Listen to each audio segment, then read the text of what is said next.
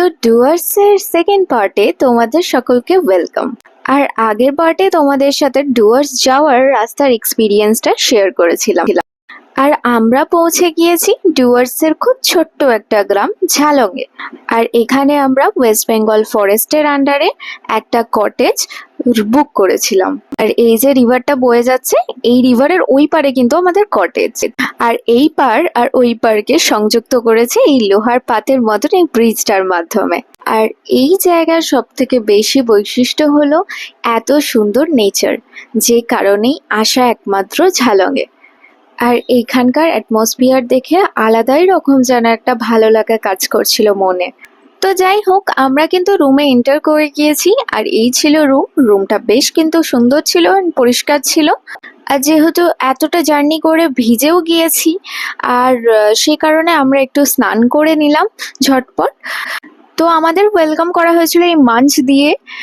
তারপর আমরা দুজনেই স্নান সেরে একদম লাঞ্চের জন্য রওনা দিলাম ওদের কিচেনে। তো অলরেডি আমরা কিচেন এরিয়া বা ডাইনিং এরিয়া যেটাই বলো সেখানে চলে এসেছি। আর এখান থেকে দেখো আমাদের কটেজটা কি সুন্দর লাগছে দেখতে। আর অলরেডি সেই করতে করতে আমাদের খাবারও চলে এলো। তো দেখো এখানে এত কিছু খাবারের আইটেম ছিল আমাদের লাঞ্চে। আর খাবারের টেস্ট নিয়ে আলাদা করে কিচ্ছু বলার নেই, পুরো হোমলি। আর আফটার লাঞ্চ আমরা চলে গিয়েছিলাম এই জলঢাকা নদীটার সাইডে। আর এত সুন্দর লাগছিল বসে বসে আওয়াজ শুনতে, আলাদা করে কিছু আর বলার নেই।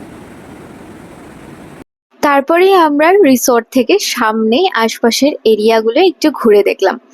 আমরা যেখানেই যাই প্রথম দিনটা যদি তাড়াতাড়ি ঢুকে যাই, চেষ্টা করি আশপাশগুলো নিজেদের পায়ে হেঁটে ঘুরে দেখার। এতে জায়গাটাকে অনেক ভালোভাবে অনুভব করা যায়। তো সামনেই একটা ব্রিজ দেখলাম, যে ব্রিজটার উপর দিয়ে যেতে গিয়ে কিন্তু ভীষণ নড়ছিল। আর এই ব্রিজের তলা দিয়েই দুটো নদী একসাথে মিলিত হয়েছে। ঠিক নাম জানি না, তবে হয়তো জলঢাকা নদীরই কোনো শাখা। আমাকে যদি কেউ এখানে একভাবে বসিয়ে রেখে দেয়, আমি সত্যিই হয়তো ঘুমিয়ে যাব, এতটাই সুন্দর লাগছিল স্লিপ থেরাপির মতন। তো এই জায়গায় আরো অনেক কিছু অ্যাক্টিভিটিস করেছি, যেগুলো বড় ভ্লগে খুব তাড়াতাড়ি আসবে।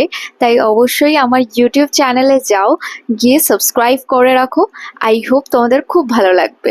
তো এখান থেকে রুমে ফিরে এসে একটু রেস্ট নিয়ে নিয়েছিলাম। আর বিকেলের দিকে আমরা রওনা দিয়ে দিয়েছিলাম একটা বিশেষ জায়গার উদ্দেশ্যে। আর যেটা এখান থেকে মাত্র ডিস্টেন্স ছিল 30 মিনিটসের। আর সেটা দেখতে হলে অবশ্যই নেক্সট পার্ট দেখতে হবে। তো আজ এই অবধি, দেখা হচ্ছে নেক্সট পার্টে।